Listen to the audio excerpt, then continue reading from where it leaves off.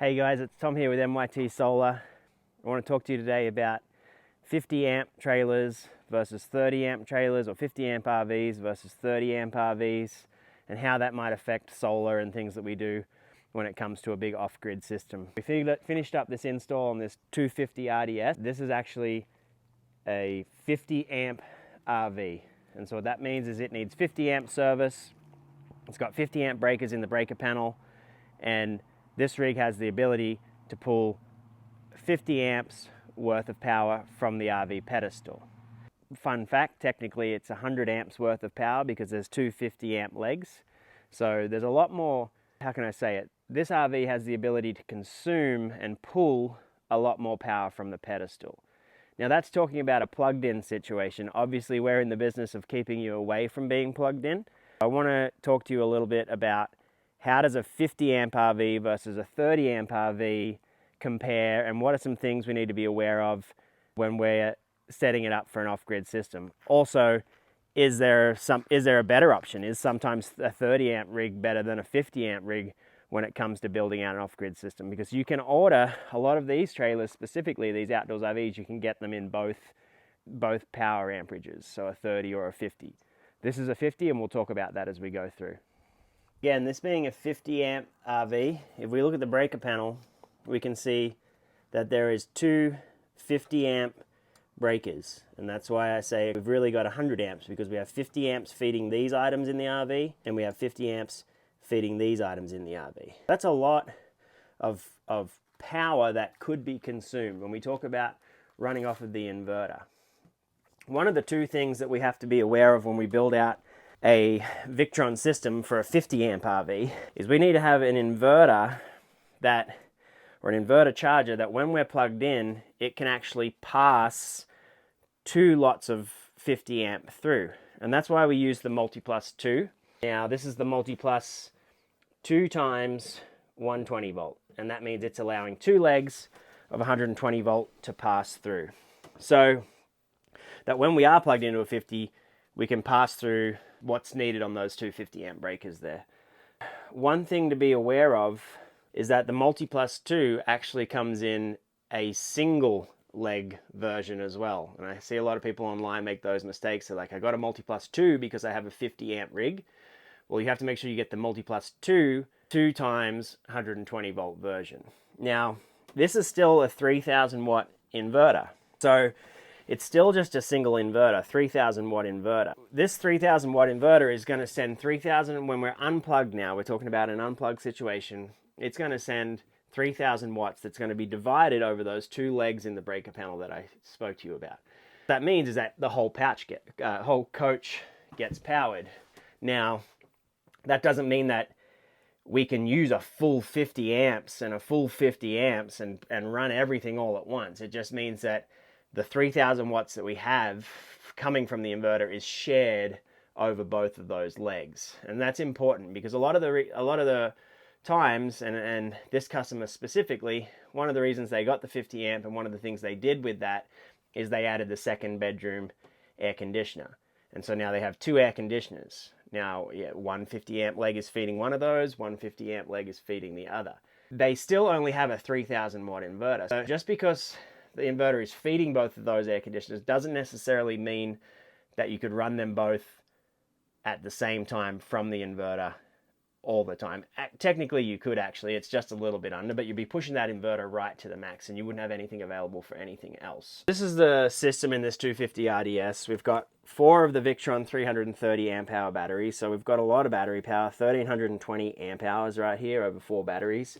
We've got the dual Orion XS DC to DC chargers. They're going to have almost 1400 watts fixed coming from their truck when they're traveling down the road. We've got 2250 watts on the roof. So between that and what's on the roof, they may be able to push about 3000 watts worth of solar going down the road, which is awesome to charge these batteries up. 2 charge controllers, because we have 2 strings of panels in series on the roof, the Serbo GX, and again, that Multiplus 2, that 50 amp inverter. If this was a 30 amp RV, so if this was a 30 amp RV, Everything in this bay would be the same, except rather than having the Multi-Plus 2, they'd have the original Multi-Plus. It would still be a 3000 watt inverter.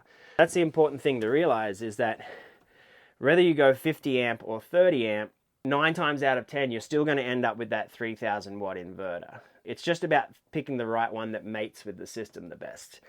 You can go to 2 inverters for a 50 amp rig, so you could have dual inverters, 3000 watts, 3000 watts, and they're both feeding the coach. You have 6000 watts available. And a lot of customers ask us about that, is should we go to a 6000 watt inverter?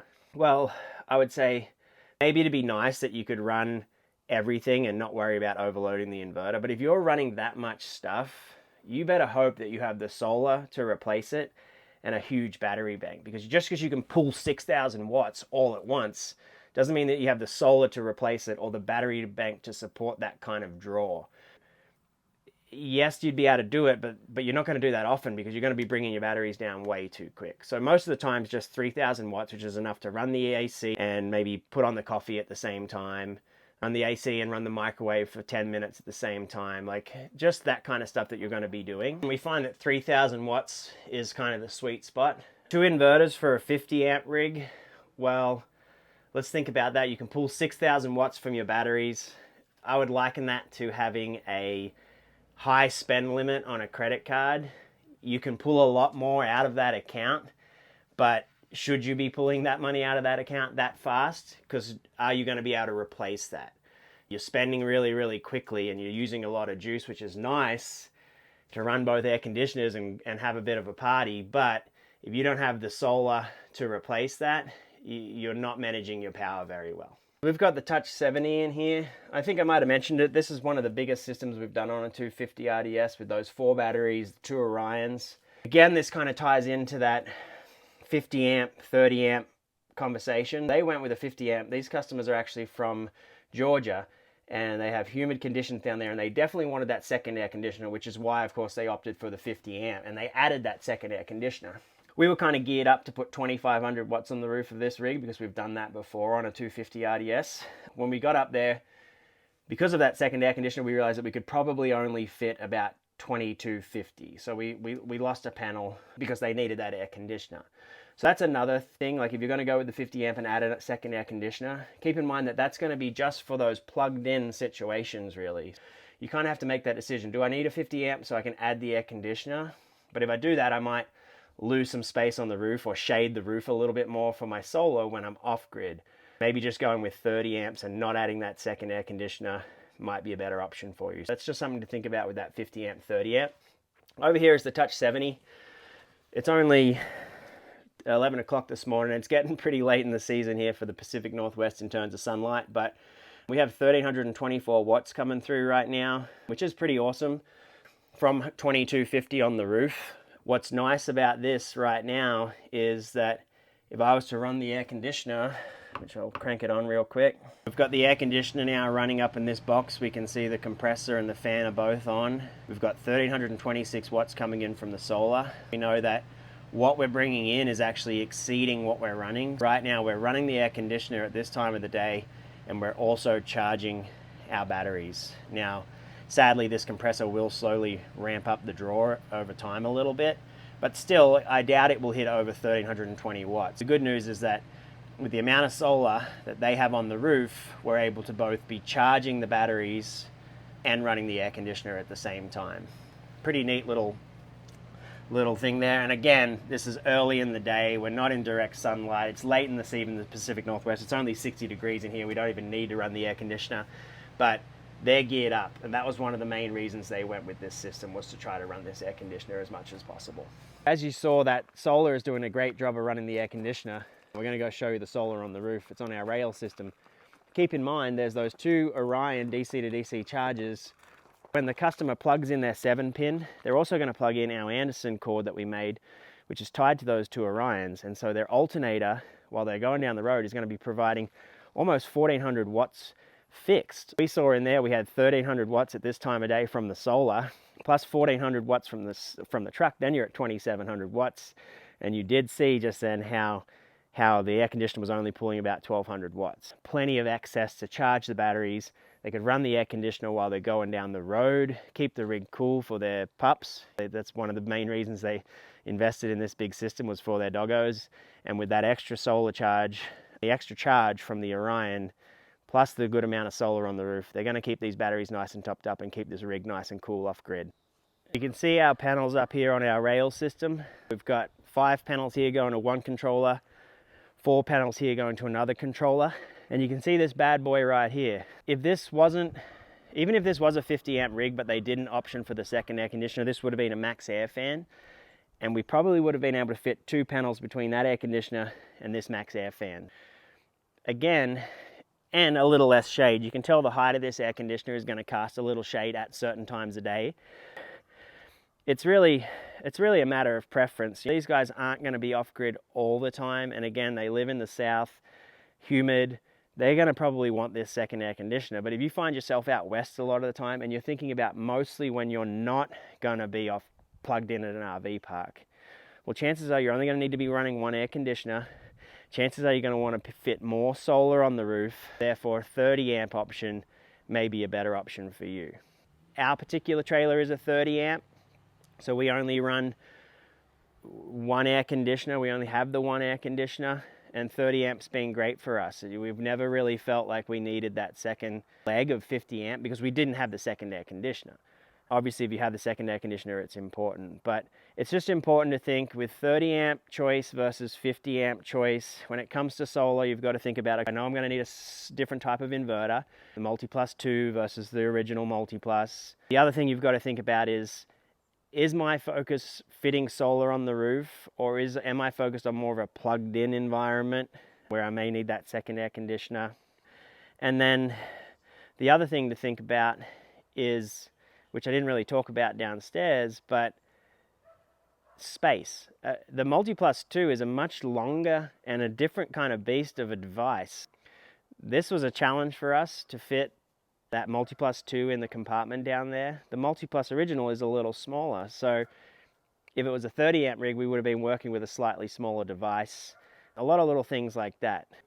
There's a few ideas about 30 amp RVs versus 50 amp RVs when it comes to building out a lithium inverter system.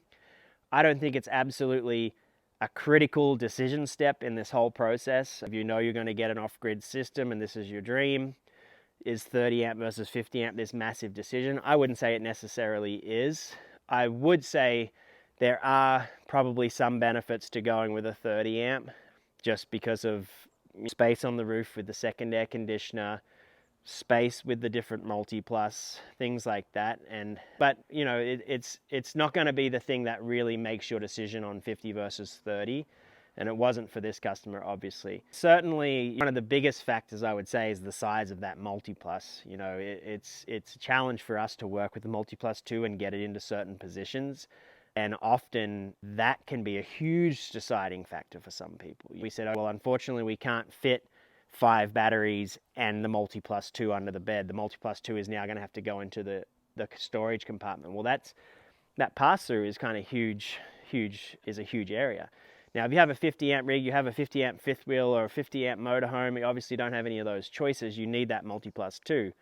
But for some people, when 50 versus 30 is an option in the same trailer, it may make sense for you to go 30 just for those kind of slight benefits if you don't see yourself needing the second air conditioner.